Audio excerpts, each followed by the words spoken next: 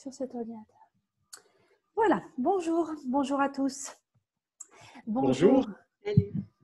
Alors voilà, aujourd'hui nous sommes réunis avec Françoise Grossetête, ancienne députée européenne, et Alain Dumort, le chef de la représentation de la Commission européenne de Marseille, le bureau de Marseille, pour une rencontre en visioconférence autour des questions de la gestion de la crise du Covid-19 au niveau de l'Europe et les interventions de la Commission européenne, du Parlement européen. Nous allons aborder différentes questions pendant cette rencontre que nous faisons en direct avec les étudiants de l'école de commerce INSEC de Lyon. Donc tout d'abord, merci beaucoup à Françoise Grossetête et Alain Dumort d'être présents. Nous voulions vous proposer dans un premier temps de vous présenter, bien sûr, de présenter votre parcours, vos missions passées et actuelles. Après, dans la suite de notre vidéoconférence, nous allons d'abord parler donc du rôle de la Commission dans le cadre de cette crise, puis celui du Parlement, et ensuite, en troisième partie, aller vers les perspectives que nous pouvons entrevoir. Voilà. Donc, Françoise, Alain, je vous laisse choisir qui c'est qui veut démarrer sur votre présentation, que les étudiants qui sont en direct avec nous puissent vous connaître un petit peu mieux. Françoise, à vous? Bon, écoutez, puisque vous me donnez la parole en premier, je la prends donc. Tout d'abord, bonjour à tous nos étudiants. Alors, je me présente Françoise Grossetête. J'ai été députée au Parlement européen de 1994 à 2019, c'est-à-dire pendant 25 ans. Et pendant ces 25 années-là, j'ai été membre de la commission environnement, santé publique, qui a été à une époque protection du consommateur, puis ensuite santé publique et sécurité alimentaire.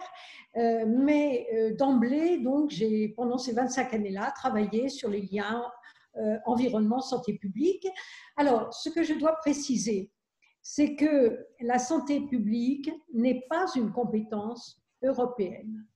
Et d'ailleurs, on le voit bien à l'occasion de cette crise sanitaire que nous connaissons, particulièrement grave.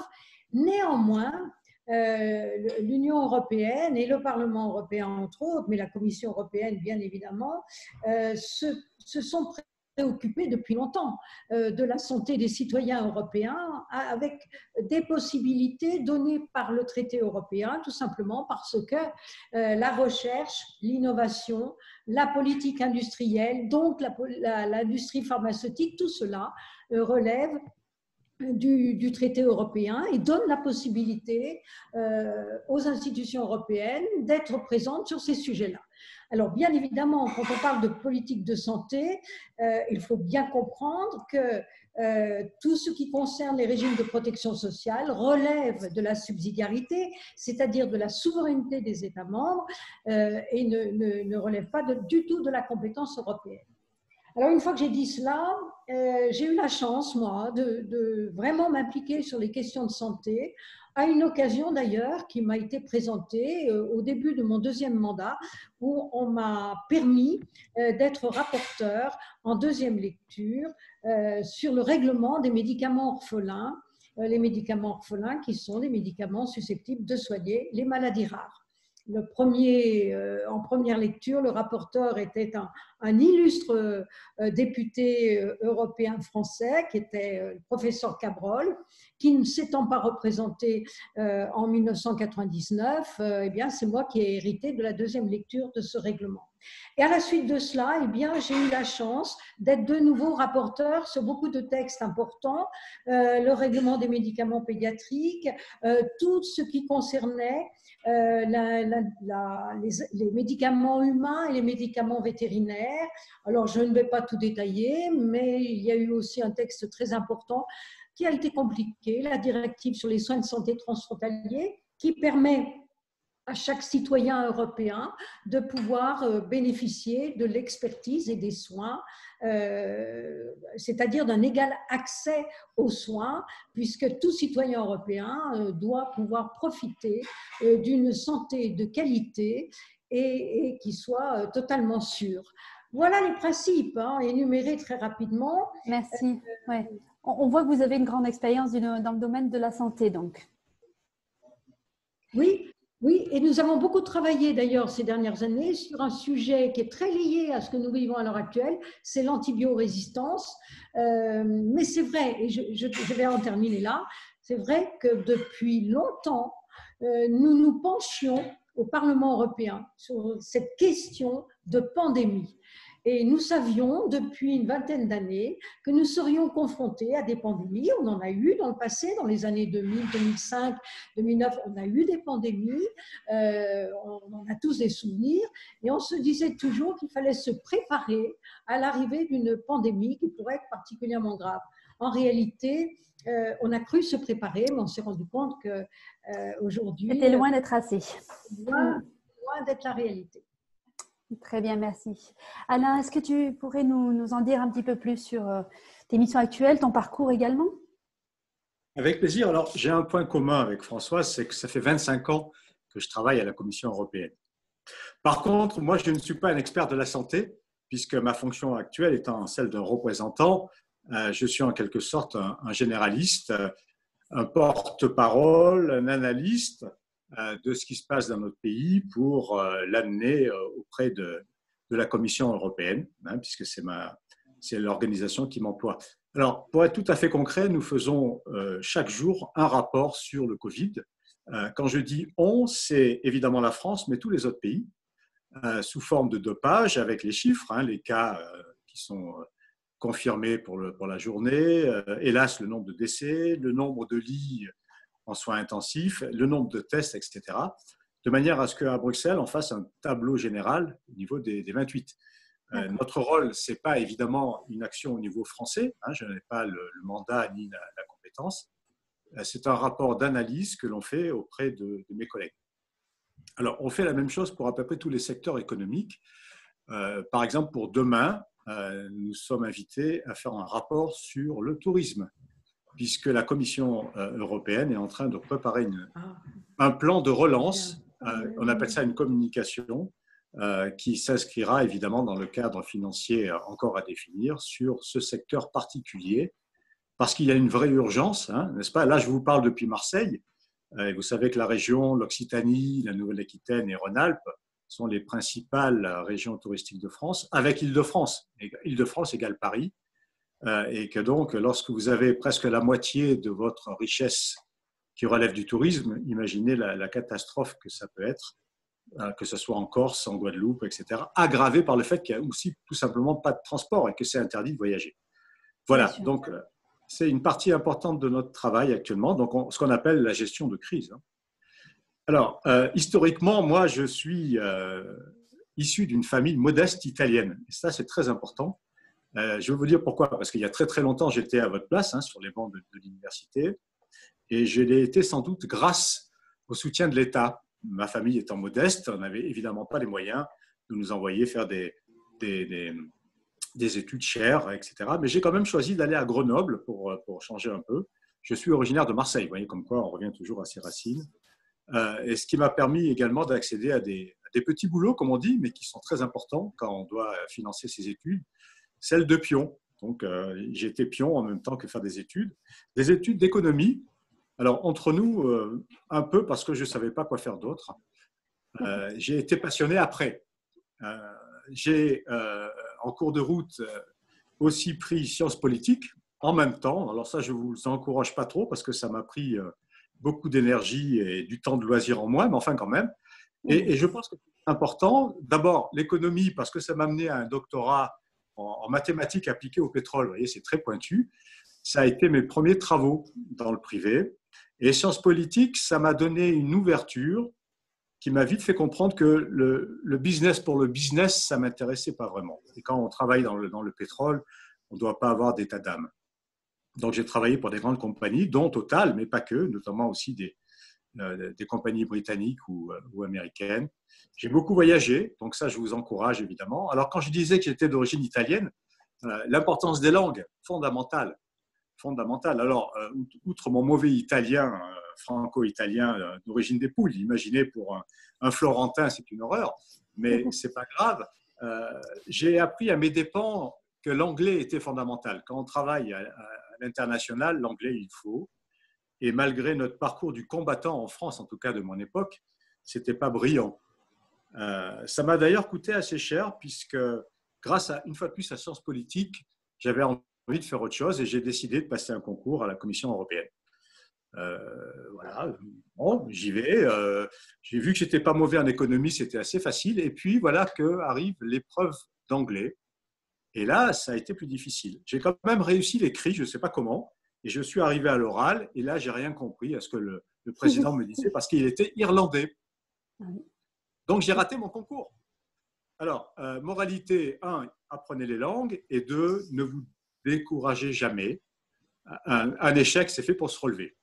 Voilà en 2 mots. Et après, je pourrais peut-être rentrer en détail ce qu'on fait concrètement avec le Parlement et le Conseil européen, parce que la Commission seule, effectivement, ne peut pas faire grand-chose dans ce domaine-là. Hein. Françoise l'a bien marqué. La compétence est avant tout nationale, mais ce n'est pas une raison de se défausser. On fait beaucoup de choses. Et à la fois en gestion de crise, c'est-à-dire sur la santé, préserver la santé, et puis aussi, et j'allais dire surtout maintenant, même si le drame est toujours là, il y a beaucoup trop d'hospitalisation et de morts, mais on prépare déjà depuis quelque temps les conditions de la reprise économique.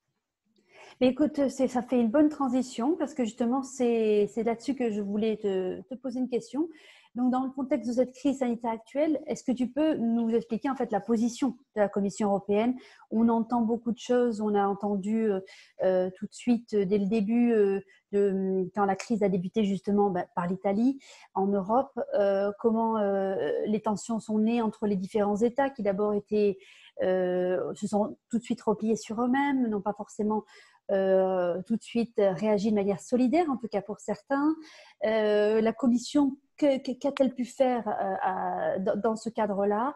Quels sont ces outils en fait aussi pour répondre à la crise et puis peut-être aussi les limites de ces outils? Alors effectivement, on se rend compte que le passé est beaucoup plus facile à deviner que le futur. Il y a maintenant un nombre incalculable d'experts qui défilent sur les plateaux télé pour dire qu'est-ce qu'il aurait fallu faire à l'époque. À l'époque, on a été tous à la fois surpris et débordés. Je crois que ma présidente Ursula von der Leyen a été la première à le reconnaître, tout simplement parce que déjà les scientifiques ne sont pas d'accord sur, un, l'ampleur de l'épidémie, de la pandémie, et 2, sur sa dangerosité. Il n'y a pas si longtemps, on nous disait écoutez, c'est une vilaine grippe, restez à la maison. Etc. Donc, dans ces cas-là, c'était extrêmement difficile de déclencher un plan, je dirais, Marshall ou d'urgence absolue, puisque les conditions n'étaient pas réunies pour le faire. Donc, ça, c'est un premier constat. Ensuite, lorsqu'effectivement la pandémie s'est révélée dangereuse, après, malheureusement, l'expérience italienne, parce qu'il a fallu que l'Italie soit la première pour que l'ensemble des autres pays se mobilisent, avec des principes à la fois de précaution et de mesures de salubrité publique qui consistaient notamment à veiller à ce qu'il y ait des provisions de masques suffisamment.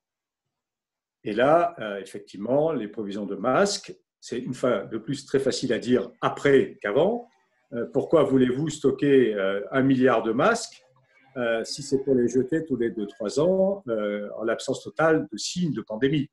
Donc voilà, il ne faut surtout pas, par facilité, jeter la pierre à tous les gestionnaires qui ont eu cette affaire sur la table.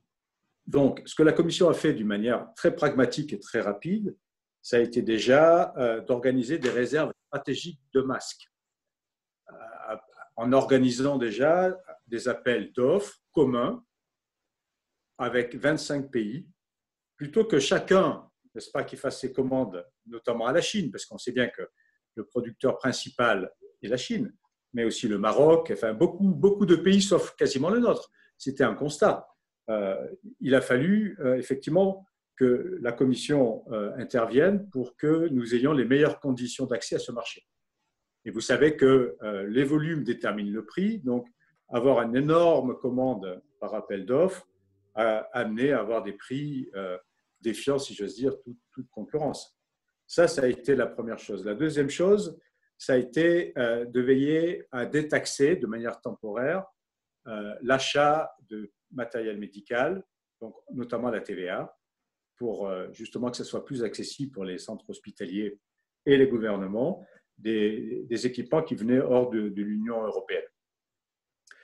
Nous avons également autorisé un certain nombre de pays à, en quelque sorte, bloquer les exportations de matériels médicaux vers le reste du monde, tout simplement parce que les besoins étaient criants au niveau européen.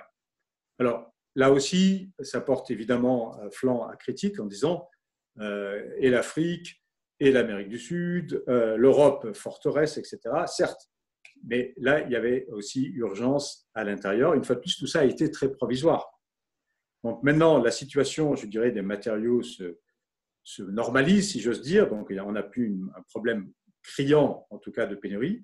La solidarité a joué. Alors, on est d'accord, on ne va pas jouer sur les mots ni se mentir. Elle a joué tardivement, bien sûr. Les Italiens ont de la rancœur. Notre présidente s'en est même excusée auprès d'eux. Mais la solidarité joue à tel point que, par exemple, une partie de la réserve stratégique de masques et de tests se trouve en Roumanie. Et c'est à partir de Roumanie que les masques et les tests sont envoyés, notamment en Slovaquie, mais aussi en Italie ou en Espagne. Ça, c'est des exemples très concrets, vous voyez, sur le coup. Tout à fait. Voilà. Après, évidemment, au niveau plus de la recherche, on a affaire, pour l'instant, à une course au vaccin. Une course assez malsaine, hein, d'ailleurs, entre les Chinois, les Américains, qui, eux, ne se gênent pas. Vous avez vu l'attitude, notamment, de Donald Trump, qui tout de suite voulait faire une OPA sur une start-up allemande qui, semble-t-il, était avancée. La Commission européenne a dû bloquer. Donc, a dû bloquer notamment tous les investissements étrangers dans des domaines très stratégiques comme le médical, en mettant des barrières, ce qui est évidemment dérogatoire de toutes nos règles de libre-échange, notamment vis-à-vis de l'Organisation mondiale du commerce. C'est ce qu'on appelle la gestion de crise. Alors, je ne dis pas que c'est parfait, loin s'en faut, mais je dis que d'énormes progrès ont été faits dans ce domaine. Et Françoise aura été sans doute d'accord avec moi, c'est malheureusement dans les crises qu'on apprend le plus et que l'Europe avance le mieux. Triste à dire, mais c'est un constat. Pourtant, on a vu, enfin, tu dis l'Europe avance le mieux, mais on a vu quand même voilà, beaucoup de faiblesses du point de vue de la division, entre notamment, peut-être pas au sein des institutions, mais en tout cas entre les États membres et les chefs de gouvernement, chefs d'État. Il y avait effectivement à la fois des divisions, mais je dirais des positions différentes, qui s'expliquent d'ailleurs en grande partie par des situations différentes.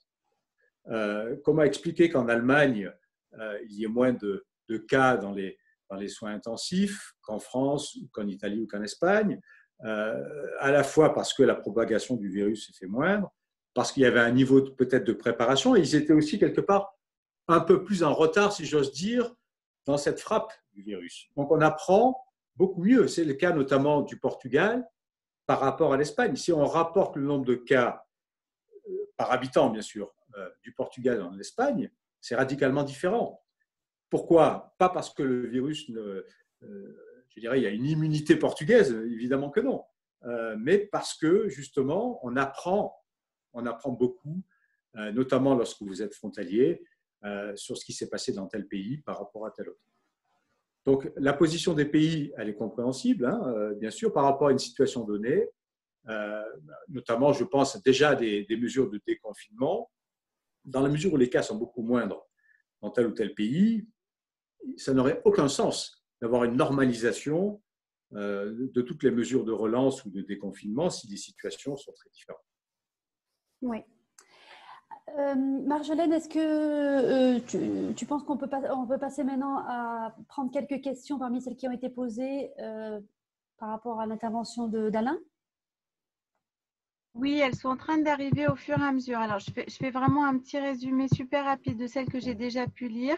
Les questions se posent entre autres. Alors là, ce sera pour vous aussi, Françoise, sur le fait que si les États membres avaient conscience, enfin pardon, si l'Union européenne avait déjà conscience de cette pandémie, pourquoi on n'a pas réagi plus tôt et pourquoi on ne s'est pas finalement suffisamment préparé? Vous avez apporté des premiers éléments, Françoise, tout à l'heure en disant que le principe de proportionnalité et la compétence entre les États membres et l'Union européenne. C'est ce que tu as exprimé aussi, Alain.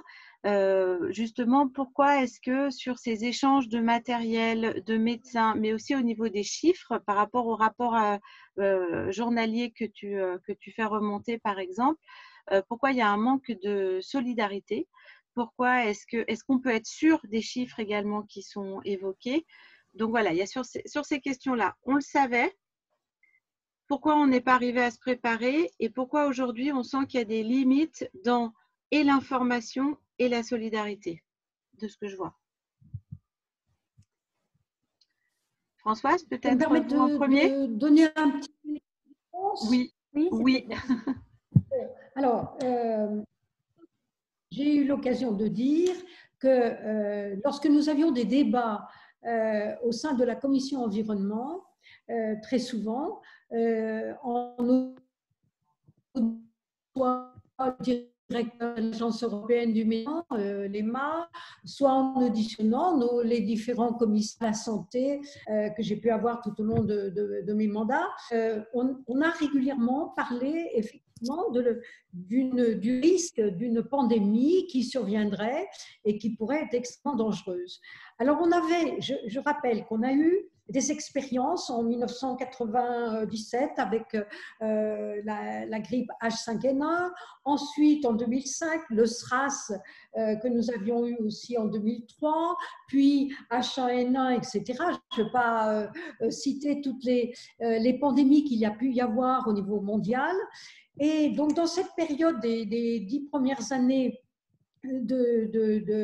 à partir de 2000, il y a eu effectivement un travail qui a été fait pour se préparer à affronter une pandémie. Et c'est à ce moment-là d'ailleurs que des stocks ont été de matériel médical ont été faits. Et en France, on se souvient qu'on a eu une ministre de la Santé qui, à l'époque, s'est fait beaucoup critiquer parce on considérait qu'elle avait dépensé beaucoup trop de financement pour avoir tous ces stocks, entre autres de vaccins. Et ça a été une grande polémique. Et puis malheureusement, on a oublié un peu tout cela. On a oublié un petit peu tout cela. On n'a pas veillé à renouveler les stocks qui deviennent périssables à un certain moment. Et alors que nous, on nous disait qu'on saura amener à faire face à une pandémie. Le problème, ce n'est pas de savoir si on aura effectivement, mais savoir quand est-ce qu'elle arrivera. Mais vous savez, quand on n'est pas directement concerné, quand on n'est pas dans la situation du moment, eh bien, on se dit oui, il faudra faire ceci, il faudra faire cela, et puis tout ceci tombe dans l'oubli. D'autant plus que nos ministres de la Santé dans les États membres sont toujours beaucoup plus concernés par des problèmes d'équilibre budgétaire dans leur régime de protection sociale et donc préfèrent éviter de dépenser préventivement au cas où il y aurait une pandémie. Et c'est là le problème. Alors moi, je peux être d'accord avec ce que Françoise a dit, puisque vous savez peut-être que chaque année, la Commission européenne fait un rapport sur l'économie de ses différents États membres. Et on le fait à la fois au niveau macroéconomique, on le fait au niveau du fameux taux d'endettement, n'est-ce pas, les critères de Maastricht, le déficit public et aussi l'efficacité budgétaire, j'entends, dans les différents secteurs, dont celui de la santé. Alors, on a beaucoup écrit en disant oui, la Commission veut faire baisser les dépenses de santé, veut privatiser les services publics, etc. etc. Donc tout ça, ce sont des raccourcis évidemment presque malhonnêtes. Ça fait partie du fake news, on pourra en parler peut-être un par un. Mais si on regarde le secteur de la santé, ce que la Commission a écrit, c'est-à-dire mes collègues, dans une direction générale qui s'appelle économie et finances, c'était de dire que le budget consacré à la santé en France était disproportionné par rapport aux résultats.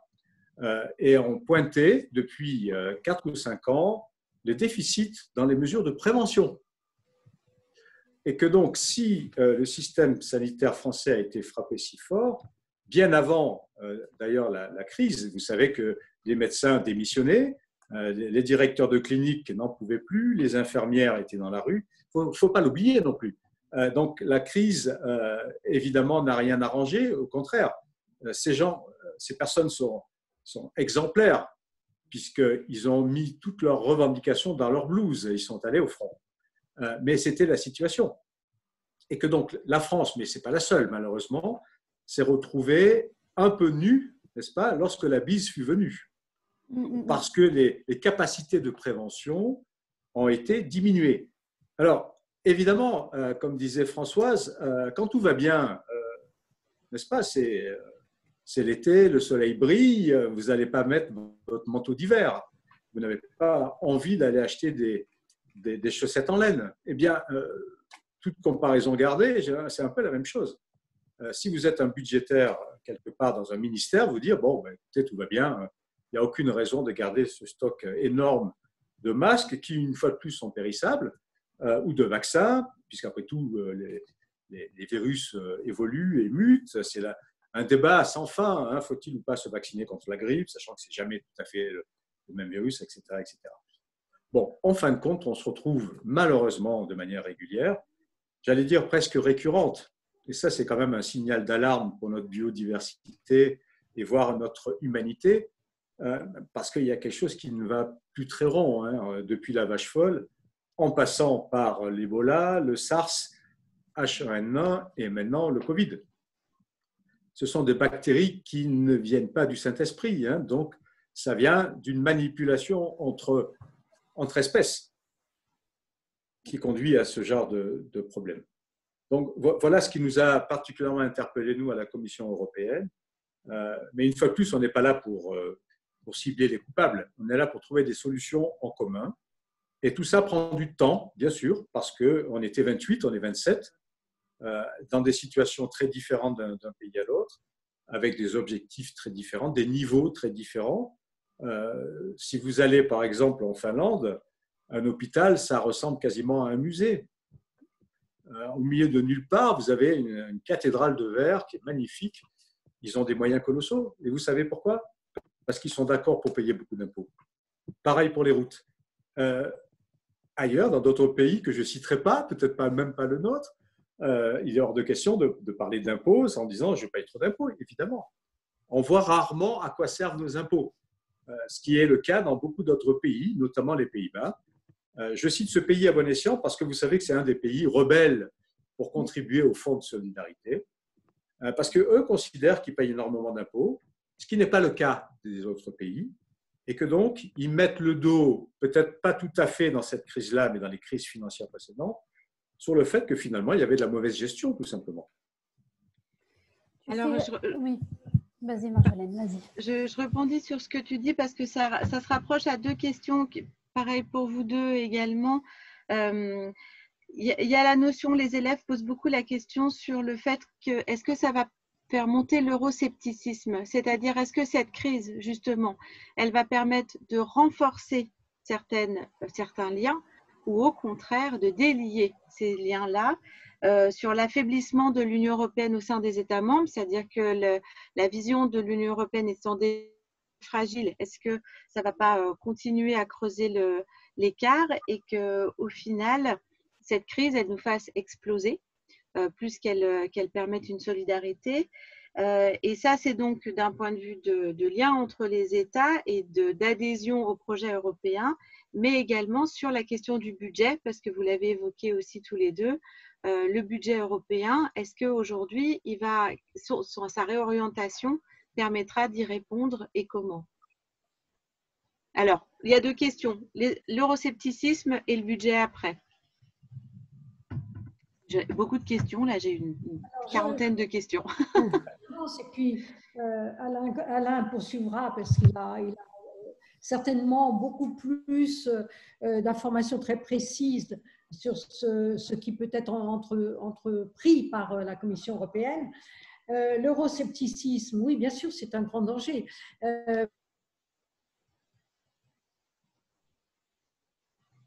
Parce que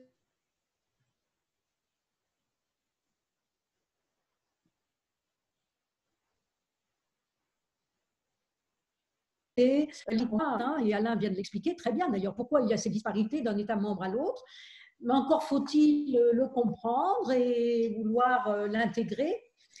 Donc il y a toujours des dirigeants qui sont prêts effectivement à utiliser ce soi-disant manque de solidarité entre États membres de l'Union européenne et surtout les différences de mesures prises pour dire finalement à quoi sert l'Union européenne. Vous voyez, c'est le désordre, on n'y voit pas clair du tout.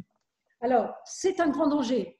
Et ce que je crains, c'est que les conséquences de cette crise sanitaire, c'est-à-dire les conséquences économiques et donc voire sociales, soient encore plus graves.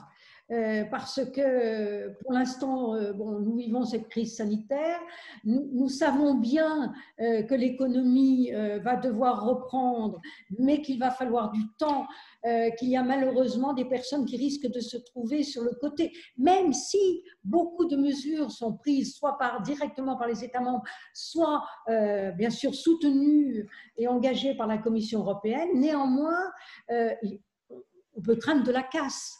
Et quand il y a de la casse, quand il y a du pessimisme, c'est à ce moment-là qu'on a tendance à entendre des discours qui sont des discours plus populistes, plus nationalistes. Si on était tout seul, finalement, on ferait comme on voudrait et ça marcherait mieux. C'est tellement facile de dire cela. Or, moi, je fais partie de ceux qui sont absolument convaincus que les seules réponses qui peuvent être apportées sont des réponses de solidarité entre nous et de mise en commun, de partage entre nous au niveau de l'Union européenne. Des solutions à apporter. Et c'est vrai que je regrette beaucoup l'attitude de certains pays comme les Pays-Bas. On peut comprendre, Alain l'a expliqué, mais c'est vrai que leur attitude, de même que l'attitude des Allemands, et on a vu hier la décision des juges allemands concernant les mesures qui viennent d'être prises récemment par la BCE, c'est-à-dire certains États membres qui avaient des finances beaucoup plus saines que d'autres, eh bien, voient d'un mauvais œil le fait que l'on irait s'endetter pour très longtemps pour soutenir des pays qui vivent cette crise sanitaire de façon extrêmement difficile, mais qui sont souvent des pays considérés comme moins bien gérés par leurs partenaires. Attention, excusez-moi, tout le monde met son micro en mute, s'il vous plaît. Marion, merci. Françoise, est-ce que vous avez déjà ressenti ça lors de la crise H1N1 ou H5N1? Alors, non, je ne pense pas. Non, parce que finalement, enfin moi je ne l'ai pas senti à cette époque de cette manière-là. Je pense que en réalité, ça fait quand même bien largement 10 ans que nous vivons au fur et à mesure des élections qui ont lieu dans les États membres de l'Union européenne. On voit bien l'euroscepticisme se développer et surtout la montée des partis populistes, nationalistes, des gouvernements qui sont beaucoup plus nationalistes dans l'Union européenne, et cela, on ne l'avait pas nécessairement auparavant. Donc, c'est vrai que ces 10 dernières années, nous avons un contexte politique qui ne favorise pas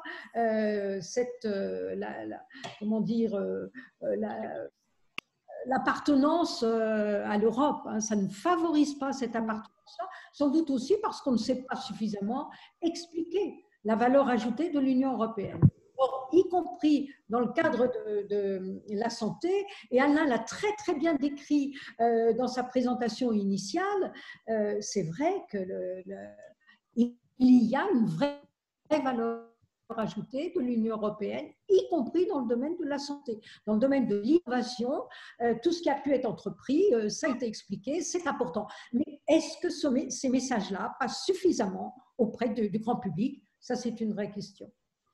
Mais ça nous fait référence d'ailleurs à ce que Alain a cité tout à l'heure, les fake news et toute l'information qu'on peut lire à tort et à travers, disons, dans tous les sens, avec aussi des réflexions complotistes de tout genre, des plus délirantes, voilà. Donc, c'est vrai que là, c'est une grosse difficulté. Peut-être que là-dessus, Alain, tu voudrais nous en dire un petit peu plus sur comment au niveau de l'Union européenne, on gère, on affronte, on essaie d'être actif là-dessus, même si c'est très compliqué d'être actif sur ce plan de la lutte contre les fake news. C'est à la fois compliqué et perturbant. Et ça rejoint d'ailleurs ce que Françoise disait. Je pense que les opinions publiques sont un peu déboussolées. On le voit malheureusement sur la perte de confiance qu'ils ont dans leur gouvernement. Ça frappe le nôtre, mais ça frappe durement le gouvernement italien, espagnol. Angela Merkel s'en sort un peu mieux, mais quand même. Donc, il y a un discrédit du pouvoir public général. Donc ça, c'est un premier constat qui n'est pas bon.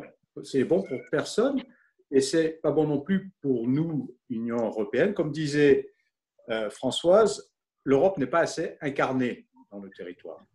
Tout ce que je vous dis, on ne le sent pas. L'homme ou la femme de la rue ne le voit pas. Lorsqu'on dit par exemple que l'Union a cofinancé à presque 80% le rapatriement de 50 000 citoyens européens de l'extérieur pour retourner à la maison, très bien, mais ça, à peine, si c'est mentionné au journal télévisé, tant mieux, mais en général, ça ne l'est même pas.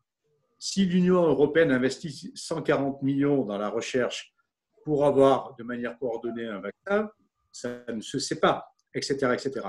Alors quand je dis ça, c'est aussi en partie ma faute. Hein. Peut-être je ne fais pas mon travail.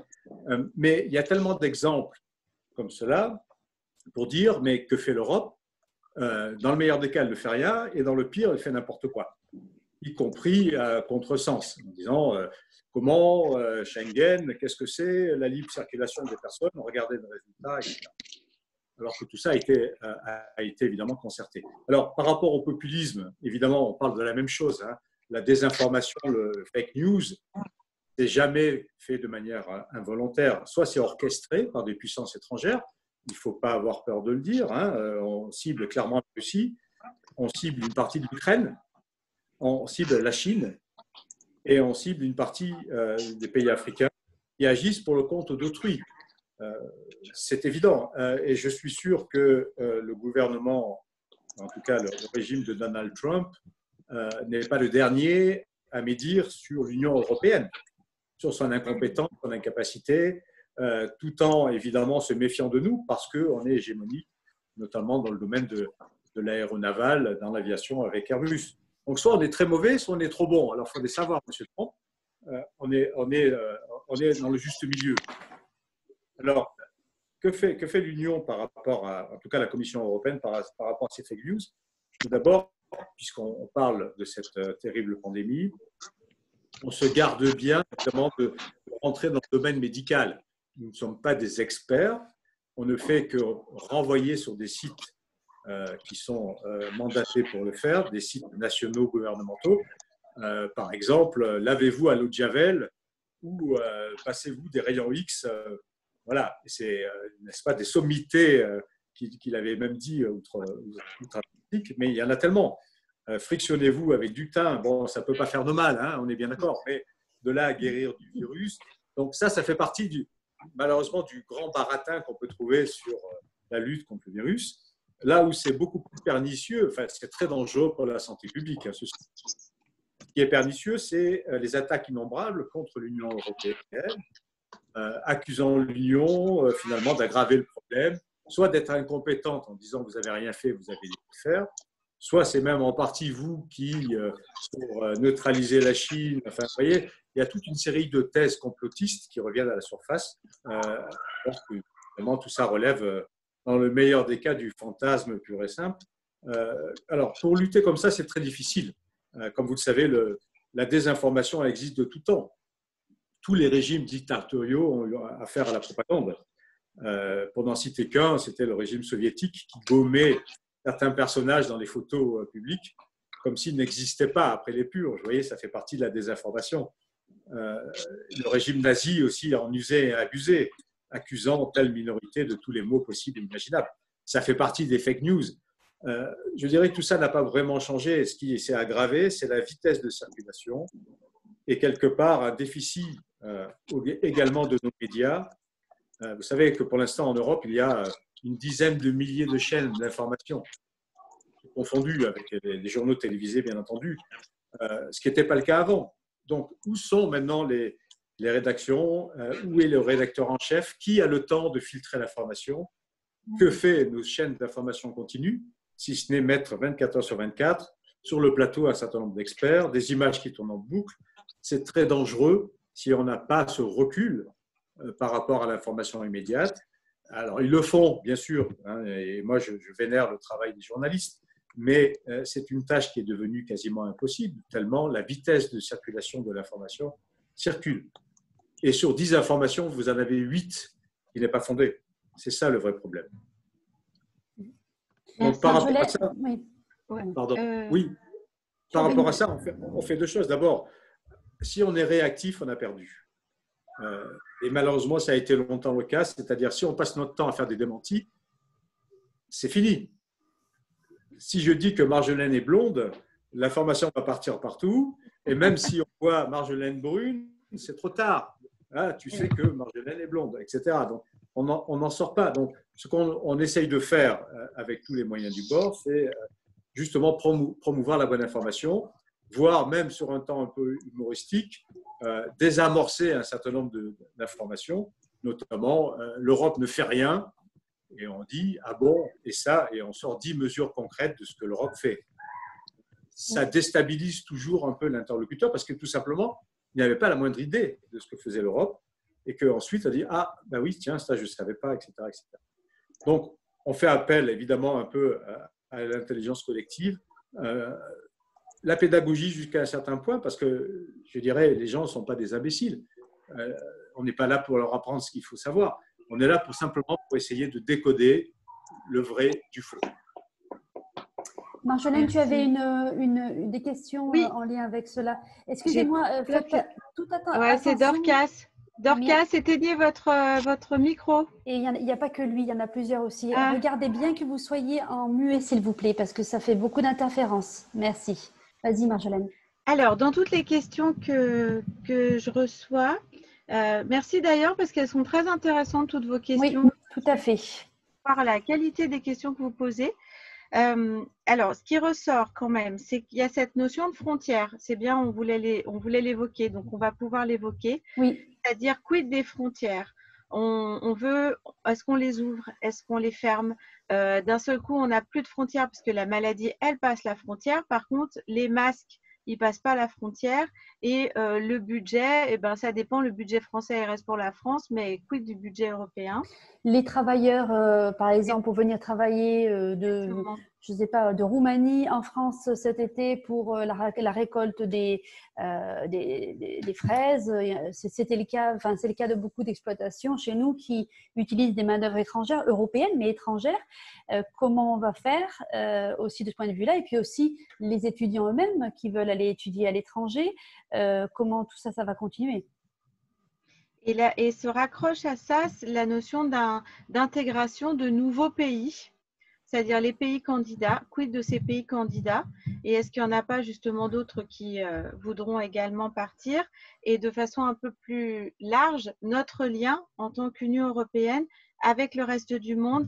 Nombreux étudiants me parlent du lien avec la Russie, du lien avec la Chine et du lien avec les États-Unis.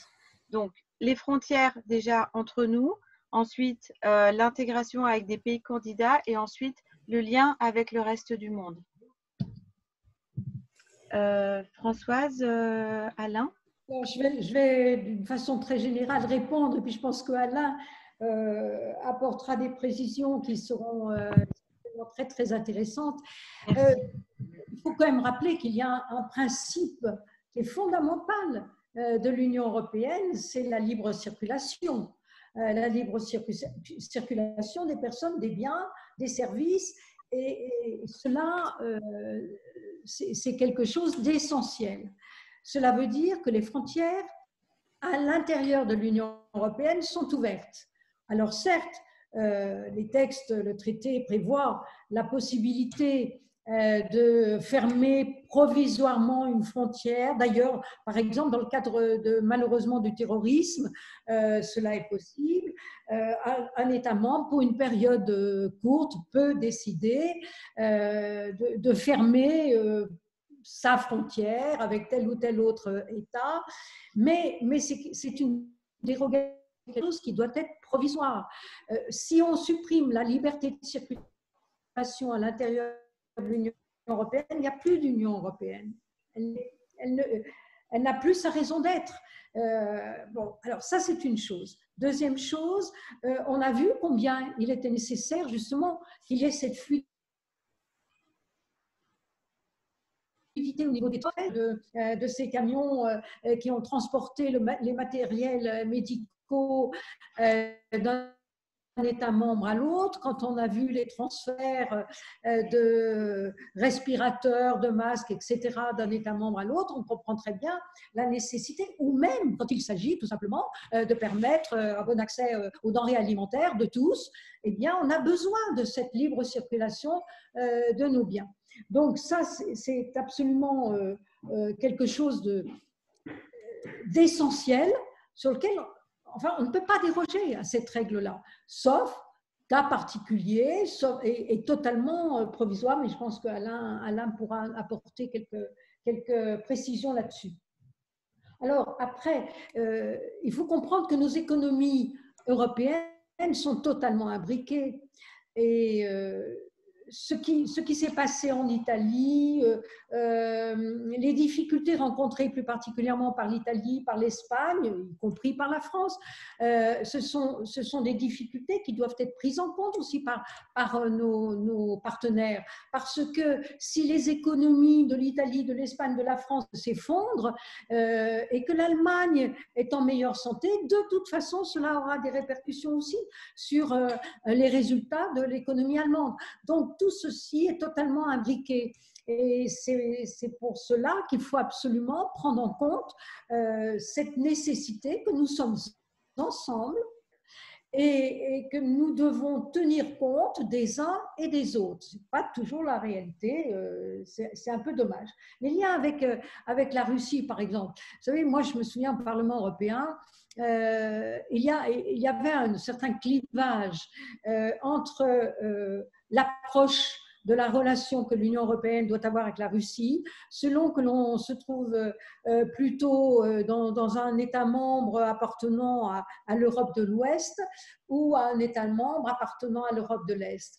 Et je me souviens toujours d'une de mes collègues qui est née d'ailleurs au Goulag, une collègue lettonne, qui est née au Goulag et qui était vice-présidente dans mon groupe en même temps que moi et qui avait des positions très différentes des miennes concernant la relation avec la Russie. Mais finalement, quand elle m'expliquait ce que sa famille avait vécu, ce que son pays avait vécu du temps de l'Union soviétique, effectivement, je comprenais que ses positions vis-à-vis de la relation Union européenne-Russie ne pouvaient pas être du tout les mêmes que les miennes. Alors, il faut néanmoins, nous sommes dans l'Union européenne, il faut trouver le moyen de s'entendre. Parfois, ça peut être à minima, c'est-à-dire qu'on va décider d'une position qui pourra être peut-être minimaliste aux yeux de certains, mais qui pourra au moins rassembler l'ensemble des États membres de l'Union européenne. C'est toute la difficulté. C'est la même chose dans la relation transatlantique. Ce que je viens d'expliquer pour les relations avec la Russie seront les mêmes pour la relation transatlantique. Il y a des États membres de l'Union européenne qui sont très attachés à cette relation transatlantique. J'en ai fait l'expérience quand j'ai été rapporteur sur le Fonds européen de défense. Combien de mes collègues, y compris par exemple portugais, ne voyaient pas vraiment la nécessité de ce Fonds européen de défense parce que finalement on faisait partie de l'OTAN et que l'OTAN, cette organisation transatlantique, suffisait pour assurer notre protection. Ce qui n'est pas le cas et Donald Trump a bien su nous le montrer. Donc voilà, nous partageons beaucoup de choses ensemble, nous partageons une histoire européenne ensemble, nous partageons des objectifs, bien évidemment, des politiques, mais nous avons finalement notre histoire, nous l'avons vécue un peu de façon différente. Et en fonction de notre vécu, nous avons sans doute une approche un petit peu différente des relations qu'on peut avoir avec les pays tiers. Néanmoins, je pense que c'est la richesse aussi de l'Union européenne et c'est ce qu'il faut voir. S'il y avait une uniformité, ça serait peut-être totalement inintéressant de parler de l'Union européenne. Marjolaine, alors moi, oui, vas-y Alain. Non, mais je t'en prie. Non, oui. Vas-y. Moi, je rajouterais qu'effectivement, Schengen, c'est le squelette de l'Europe. Si on n'a pas Schengen, effectivement, l'Europe ne tiendrait pas debout, tout simplement. On reviendrait à des systèmes un peu archaïques où la liberté de circulation des biens, des personnes, etc., serait quasiment inexistante. Et le deuxième système qui nous tient debout, c'est un peu notre réseau sanguin, c'est l'euro. Et vous savez que l'euro a été malmené pendant la crise de 2008, crise importée au demeurant, mais enfin bon, notre structure bancaire n'était pas non plus au top. Voilà, donc on se retrouve dans un autre contexte actuellement, effectivement, avec un Schengen qui est fort malmené, puisque les frontières nationales sont non pas fermées, comme Françoise l'avait bien rappelé, mais en tout cas filtrées, sérieusement filtrées. Donc il faut des motifs quand même pour aller en Allemagne, ils ne vous laissent pas rentrer comme ça. Si vous allez en Suisse, qui fait partie également de Schengen, on a une tendance à l'oublier, il y a 26 pays dans Schengen, et ce n'est pas tous des pays de l'Europe, et c'est d'autres, comme la Norvège ou la Suède, la Norvège ou la Suisse qui en font partie, eh bien, ils appellent votre employeur pour savoir si c'est vrai ou pas. Donc là, effectivement, notre système est malmené, mais une fois de plus, Françoise l'a rappelé, ça fait partie du traité. C'est-à-dire que le Schengen, ce n'est pas à vie pour toujours. Non. En cas de circonstances particulièrement graves, hélas, une fois de plus, le terrorisme, la France a fermé quand même l'ouverture systématique de ses frontières il y a bien longtemps, et maintenant avec le virus. Alors, si on peut prendre des comparaisons, en France, il n'y a pas de frontières, mais on sait bien qu'il y a 2-3 régions particulièrement touchées, le Nord-Est et l'Île-de-France. Avec ou sans frontières, ça ne change rien. Vous voyez bien, donc, ce n'est pas une question de frontières, c'est une question de limitation des déplacements à un moment donné, etc. Donc, l'objectif, la mission même de l'Europe, c'est de garder ce système Schengen et même de l'élargir à tous. C'était l'objectif de Delors également, d'avoir un système monétaire unique, l'euro, pour tous les pays, sans exception. Il n'y a pas de raison. Il y a des dérogations, certes. Voilà. Donc ça, on garde le cap. On a affaire à une pandémie, donc ça, c'est évidemment la réalité. Elle n'est pas éternelle. On peut considérer qu'elle commence à être sous contrôle. Vous voyez, comme quoi je suis prudent. On s'attend tous, collectivement, pouvoir public et médecins, à une deuxième vague, forcément, puisqu'en déconfinant, la liberté de circulation revenant même de manière beaucoup plus limitée qu'avant, enfin quand même, jusqu'à 100 km, vous pouvez contaminer qui vous voulez, c'est déjà pas mal, etc., etc. Donc on s'attend à une deuxième vague, donc il n'est pas question pour l'instant de relâcher les efforts, les mesures de précaution, les distances sociales, etc. Donc voilà pour Schengen. Alors jusqu'à quand ça va durer, je ne suis malheureusement pas en mesure de vous le dire. Tout dépendra à la fois du civisme des citoyens européens, quels qu'ils soient, et puis évidemment du contrôle de cette pandémie au sens médical du terme, à savoir trouver les parades médicales ou en tout cas des facteurs bloquants, puisque la guérison, il ne faut pas espérer un remède miracle dans les prochains mois, mais en tout cas son blocage et son contrôle. Alors, en ce qui concerne les pays tiers et candidats, je pense notamment aux pays des Balkans. Vous savez, il y a une forte agitation actuellement, et à juste titre, puisque les Balkans font partie de l'Europe historiquement. Il n'y a qu'à regarder une carte de l'Europe pour considérer que, bon, pourquoi la Grèce et pourquoi pas les autres qui sont entre les deux. Bon, il y a évidemment des raisons historiques, on est bien d'accord. Des régimes communistes terribles qui ont vécu là, des guerres qui ont eu lieu malheureusement au cœur même de l'Europe, l'ex-Yougoslavie. Mais ces pays ont quand même vocation à retourner à la maison Europe d'une manière ou d'une autre. Alors, pas dans n'importe quelle condition, pas à n'importe quel prix, bien entendu, et c'est tout à fait prématuré de parler d'adhésion, mais la table des négociations est toujours ouverte.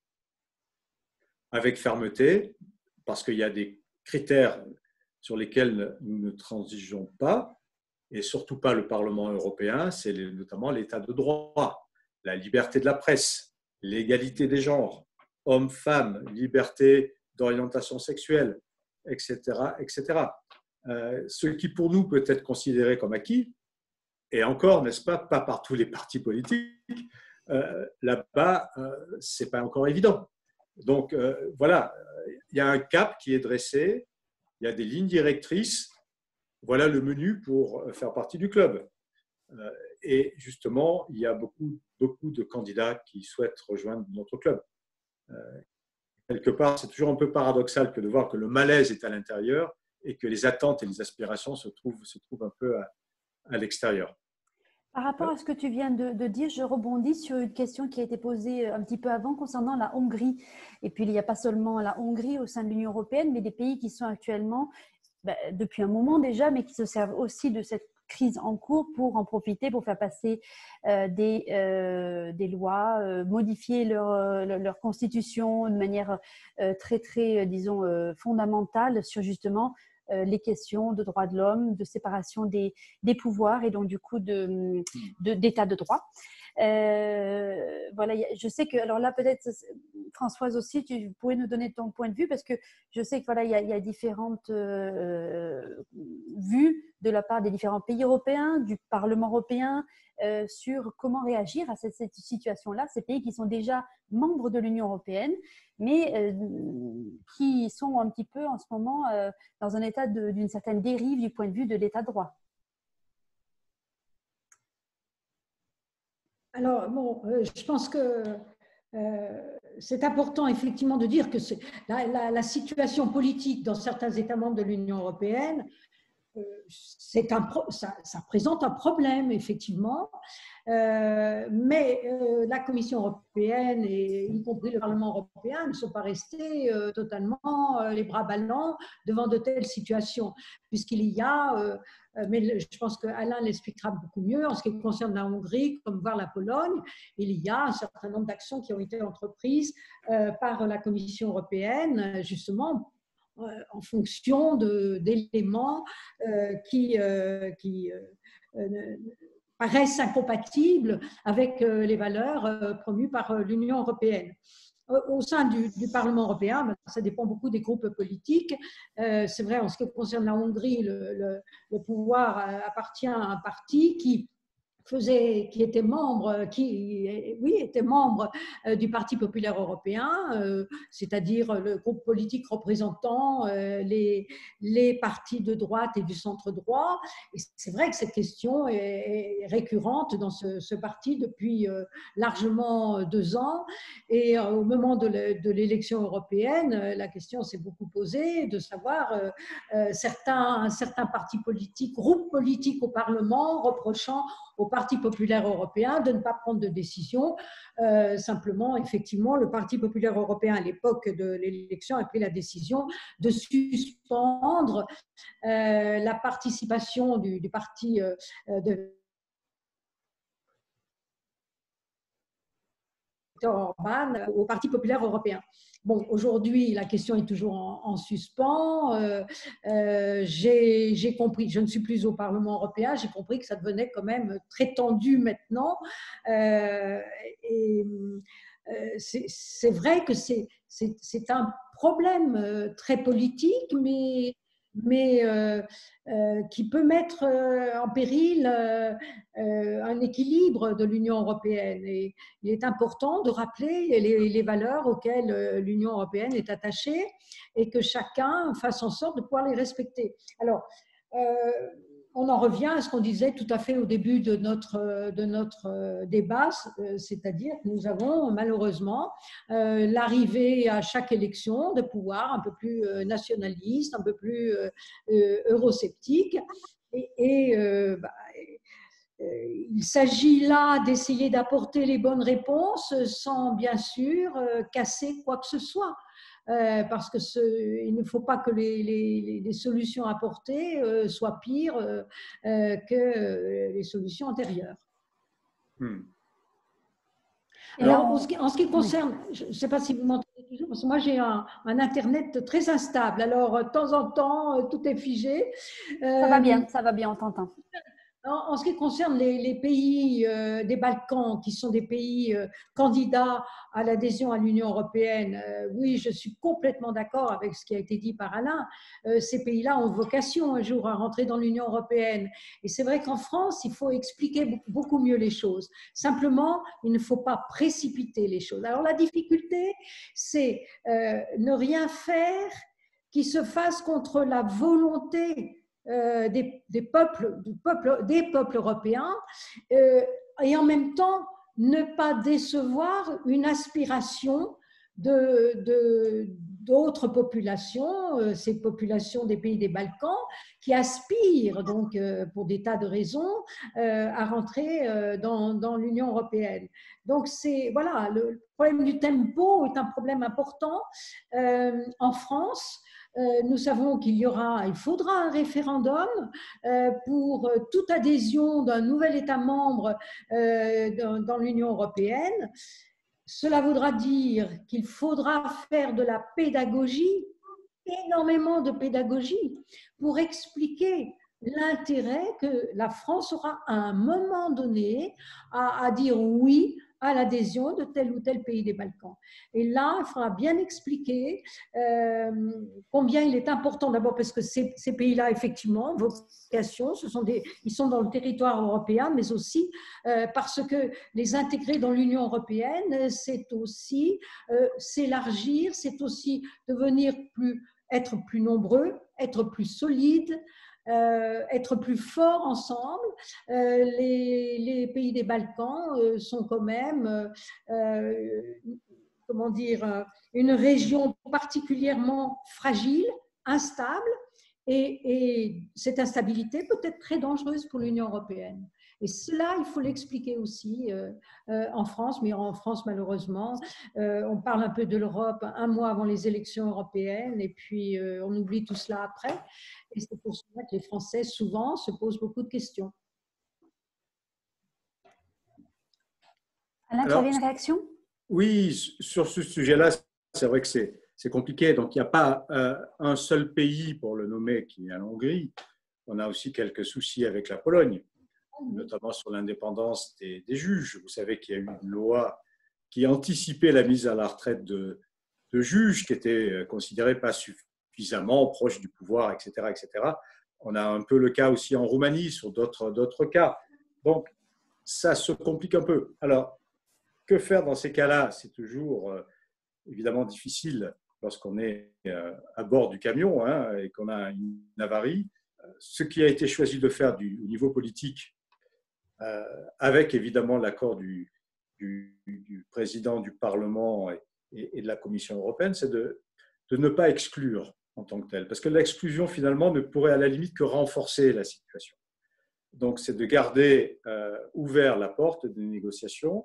Mais je parle de négociations parce que lorsque ces pays fustigent la proposition budgétaire de la Commission européenne, disant que la politique de cohésion n'est pas suffisante pour eux, quelque part, sans mettre tout sous condition, à un moment, il faut vraiment choisir.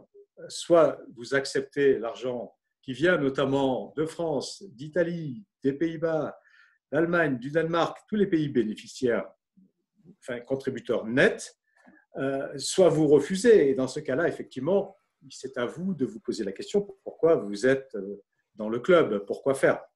Donc, ce n'est pas du chantage, mais c'est une négociation.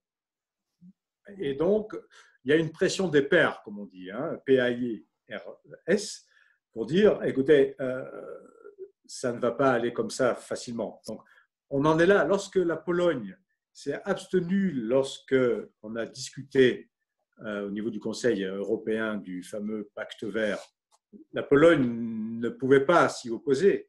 Elle s'est abstenue en disant qu'eux n'ont pas les moyens de la neutralité carbone en 2050 et on ne peut pas leur reprocher puisqu'ils fonctionnent tous au charbon.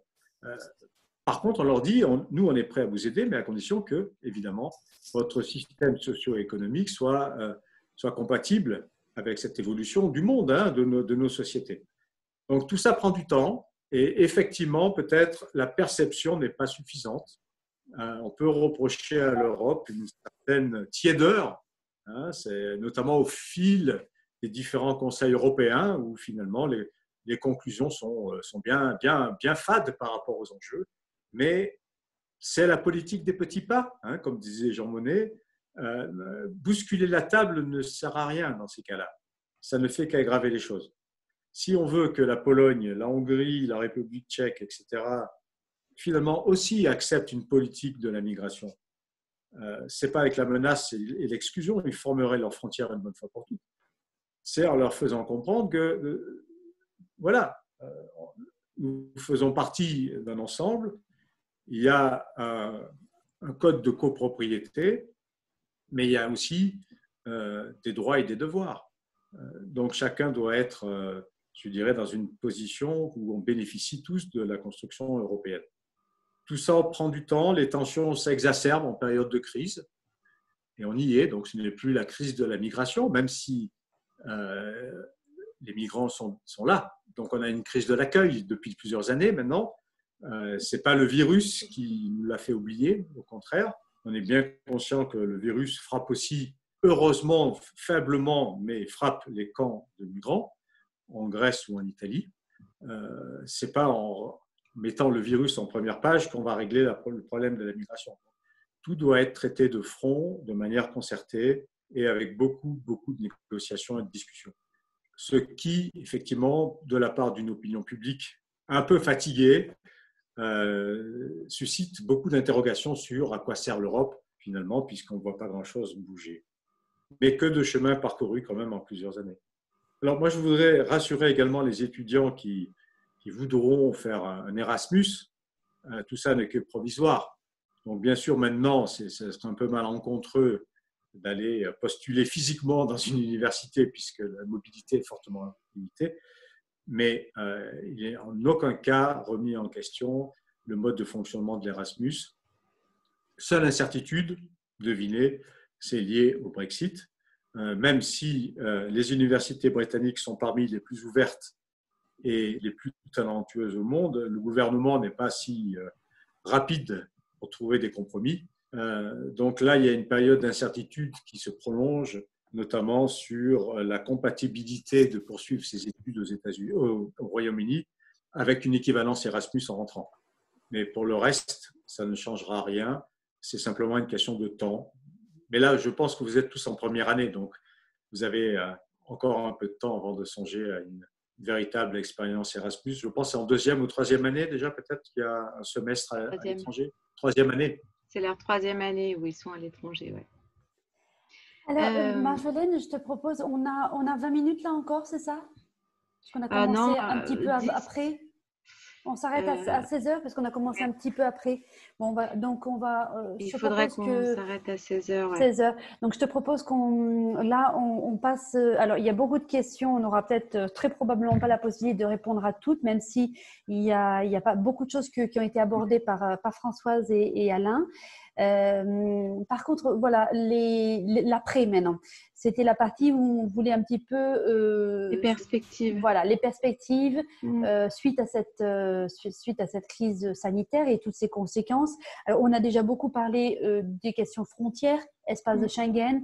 Alors voilà, comme tu nous l'as dit Alain, il y a beaucoup de choses qu'on ne sait pas encore. Quand est-ce que les frontières se réouvriront? Quand est-ce que la mobilité des étudiants, des travailleurs, des personnes pourra reprendre complètement? Donc ça, pour l'instant, c'est peut-être difficile de s'attarder davantage dessus. Par contre, il y a d'autres conséquences, donc notamment les moyens financiers liés, parce qu'il y a beaucoup de questions qui sont arrivées là-dessus au sujet du budget européen. L'économie. Voilà, l'économie. Relance économique, tout ce qui est accords bilatéraux, l'euro, tout ce qui est Corona Bond, etc. Qu'est-ce qu'on va faire en fait? Est-ce qu'on va d'abord relancer l'économie, mais est-ce que ça va être crise économique versus crise sanitaire? C'est vraiment la question sur l'économie. Ouais. Et puis, moi, j'aimerais ajouter aussi une question concernant le pacte vert, le Green Deal que tu as cité, Alain. Cette politique ambitieuse sur voilà, une neutralité carbone du continent d'ici 2050, avec voilà, différentes actions prévues, impactant différentes politiques, notamment la PAC, la politique agricole commune. Est-ce que voilà, ceci va continuer à être au centre des politiques européennes, des ambitions européennes? Comment ça va pouvoir être rester en avant si on doit réorienter un certain nombre de lignes budgétaires, de budgets européens vers voilà, la relance économique, l'aide aux agriculteurs, l'aide aux entreprises, la recherche dans le domaine médical et ainsi de suite. Tout ça en 10 minutes? Ça va être difficile, je te l'accorde, mais on va… Des mots-clés. Françoise? Écoutez, alors je vais essayer d'être rapide. Je suis l'élément politique dans ce débat. Il va falloir, à mon avis, il faut remettre à plat beaucoup de choses. D'abord, la question du budget. Quand on sait que juste avant l'arrivée de cette pandémie, les discussions budgétaires étaient tout ce qui avait de plus tendu. Entre, d'une part, les demandes du Parlement européen, de la Commission européenne, Parlement et Commission étant assez sur les mêmes, plutôt sur les mêmes positions, et le Conseil européen, c'est-à-dire l'ensemble des chefs d'État et de gouvernement, ne voulant pas mettre la main à la poche. Or, la situation depuis a totalement changé. On s'aperçoit qu'il va falloir redéfinir sans doute des priorités et surtout savoir avec quel budget. On estimait déjà, le Parlement estimait déjà que le budget n'était pas suffisant. Il y avait des demandes d'un budget permettant de répondre aux défis auxquels l'Union européenne se trouve confrontée, parce que la pandémie n'a pas effacé tous les autres défis. On a parlé de la politique migratoire, on peut parler du changement climatique, de la transition énergétique, tellement de sujets, de la défense, de la sécurité, tellement de sujets essentiels qu'il va falloir continuer de financer tout en prenant en compte les conséquences économiques et le soutien aux économies de l'Union européenne. Donc, on voit bien là que ça va être extrêmement compliqué. Donc, je pense qu'Alain a sans doute beaucoup plus d'informations que je n'en ai. Mais la politique que je suis, si j'étais député européen encore au sein de ce Parlement, je souhaiterais que l'on remette complètement à plat les priorités de l'Union européenne, qu'on les redéfinisse et que l'on dise quelles sont les politiques qui paraissent les plus importantes pour répondre à l'attente de nos concitoyens. C'est un vaste chantier, c'est passionnant. On arrive à un moment absolument extraordinaire de la construction européenne. Si on a des dirigeants européens suffisamment convaincus, comme l'est, j'ai le sentiment, le président de la République française, mais il ne faut pas qu'il soit tout seul, il faut qu'il soit suffisamment soutenu par d'autres dirigeants européens pour mener ce débat qui est un débat de fond. Mais on a besoin absolument de ce débat de fond, sinon on va recoller les morceaux comme on peut, et je pense qu'à ce moment-là, ça sera une catastrophe. Alors, pour nous, tout d'abord, l'Union européenne a ouvert les cordons de la bourse grand, indirectement d'une certaine manière, puisque ça passe par la Banque centrale européenne, qui a mis des fonds de garantie pour permettre aux États les plus frappés de continuer à recourir à des prêts à des taux très bas. Mais manque de chance, l'Italie, qui avait une situation, enfin qui a toujours une situation économique et budgétaire difficile, était un pays à qui on prêtait le moins, parce que c'était le moins haut placé, n'est-ce pas, dans les facteurs de prospérité pour des investisseurs. Donc ça, c'est de l'ordre de 900 milliards quand même que la Banque centrale européenne a mis sur le marché pour permettre justement cette fluidité des prêts, des subventions, etc. La Banque européenne d'investissement a mis 200 et quelques milliards également, directement de prêts à des taux quasiment négatifs pour les entreprises. Alors, en ce qui nous concerne, nous, Commission européenne, vous avez tous entendu parler une fois de plus des fameux critères de Maastricht. Nous avons levé toute barrière, tout obstacle, toute limite pour permettre au pays de soutenir son économie, ce qui n'était évidemment pas possible jusqu'à présent pour ne pas faire de distorsion de concurrence entre les pays, entre les entreprises, ce qui a permis notamment à l'État français de pouvoir aider très récemment Air France, par exemple, avec les Pays-Bas, ce qui n'était pas possible jusqu'à présent, simplement parce qu'il y avait effectivement des vices de concurrence.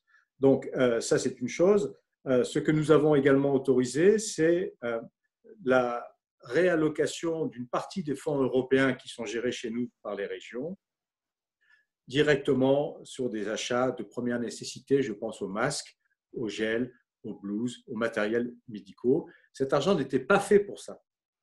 C'est compliqué chez nous aussi, comme partout, c'est-à-dire que pour engager tel budget, il faut que ça corresponde à un programme qui est défini plusieurs années en avant. Qui l'aurait cru qu'on avait une crise de ce type-là? Donc, on a fait sauter un peu tous les verrous, je dirais, administratifs et bureaucratiques pour permettre d'aller vite. Ça ne veut pas dire qu'on gaspille l'argent maintenant, entendons-nous, mais ça permet de réallouer une partie des fonds qui étaient, disons, destinés au transport. Eh bien, ça permet maintenant d'acheter des masques. Ce que vous et moi, on peut faire librement dans la vie, ce n'est pas possible sur les marchés publics. Il faut faire des appels d'offres, ça prend des mois et ça doit répondre à un cahier des charges très, très strict. Ça, c'est très concret. Peut-être pas pour le citoyen de la rue, ça je comprends bien, mais pour une entreprise et pour une institution, ça l'est fortement. Alors, deuxième étape maintenant, c'est effectivement, comme Françoise l'a dit, le propre budget de l'Union européenne qui est en discussion et qui avait été malmené dans sa première version. Nous avons fait une proposition, je crois, il y a 2 ans, déjà en mai 2018, trop peu pour beaucoup et pas assez pour beaucoup d'autres. Donc, c'était quelque part un juste compromis, n'est-ce pas, Françoise? Quand on se fait engueuler des deux bords, c'est qu'on n'est pas si mauvais que ça, quelque part. Mais bon, on voit bien qu'il faut complètement refaire sa copie. Le Covid a tout chamboulé, a mis les vraies priorités au centre. Et donc, clairement, il y aura dans ce budget-là un vrai plan de relance qui reposera également sur un nouvel équilibre entre ce qu'on appelle, nous, des subventions. C'est-à-dire, une subvention, c'est ce que vous ne remboursez pas, et un prêt, à des conditions très favorables, bien sûr, c'est ce que, évidemment, un jour, vous allez rembourser. Donc, si on veut aller plus loin avec un vrai effet levier, ce sera ce mélange entre les deux, sachant que malheureusement, les capacités de financement des collectivités publiques maintenant sont limitées. J'ai vu un rapport récent de l'ensemble des régions de France qui considèrent que leur capacité d'investissement pour 2021 sera diminuée quasiment de moitié.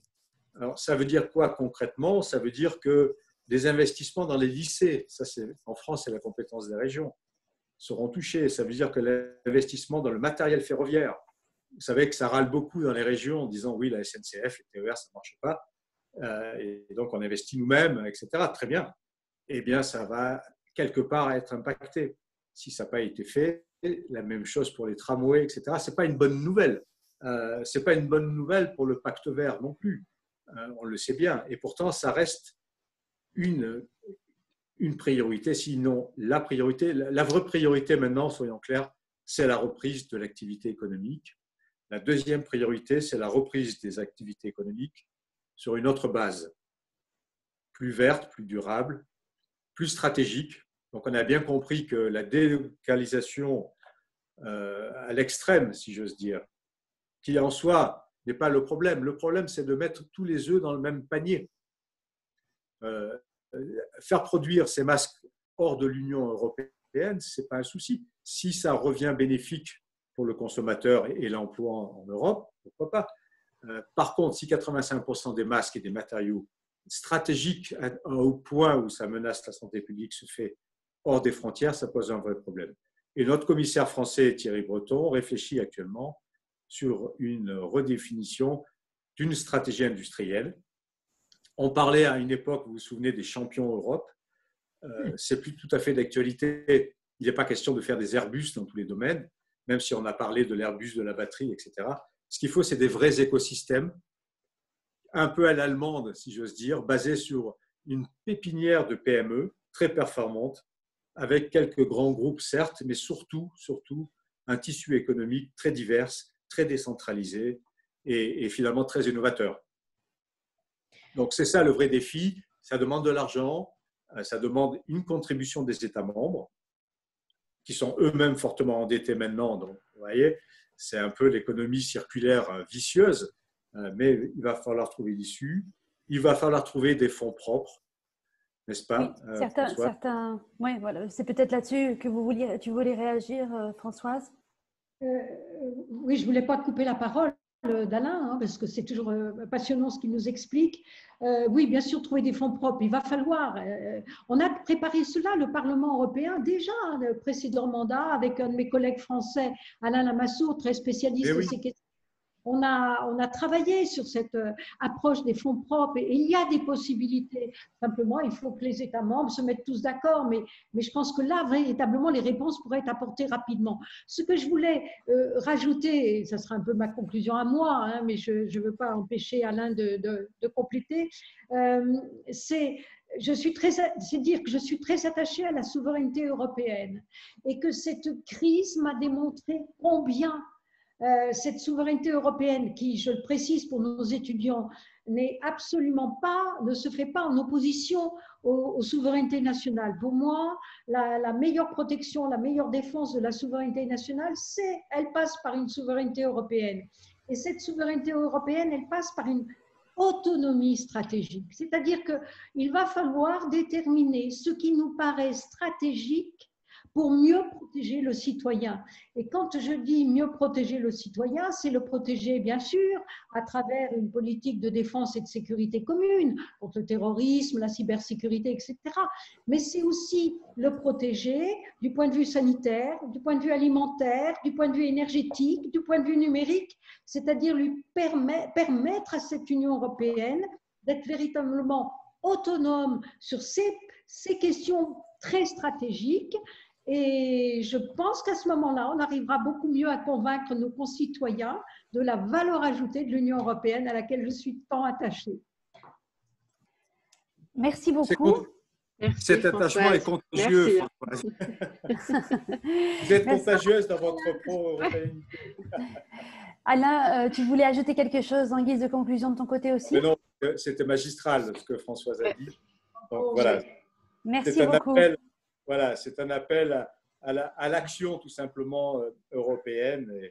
Et voilà. Et je pense que vous autres, jeunes étudiants, c'est aussi votre rôle de faire bouger les choses dans le bon sens, notamment dans le sens du pacte vert, puisqu'après tout, dans 50 ans, n'est-ce pas, ça sera vraiment votre problème. En effet. Bon, merci beaucoup. Marjolaine, il y a quelque chose que tu voulais ajouter ? Non, du tout. J'ai bien récupéré toutes les questions des élèves. Alors, je regrette de ne pas avoir pu toutes vous les donner, mais il y avait des choses de très, très bonne qualité. Je ne sais pas si vous voyez, mais ils sont en train de vous remercier en même temps. Merci à vous. Merci pour votre partage. Merci, merci, merci. Ça découle. Un grand merci. En effet, maintenant, on va peut-être faire le suivi avec les élèves. Mais, tout à fait. j'étais très contente de vous avoir à nouveau tous les deux en panel. C'est toujours un plaisir parce que j'ai eu l'occasion déjà de vous voir plusieurs fois. Et j'espère avoir d'autres occasions, Françoise, encore de vous solliciter et Alain. J'imagine bien. Surtout, je suis contente de me retrouver avec Alain dans un débat. Mais bien sûr. Bon, merci beaucoup encore. Merci pour votre clarté. Voilà, c'était très intéressant. On vous donne… Pardon ? à tous nos étudiants. C'est très gentil. On va n'oubliez pas les langues, hein, voilà.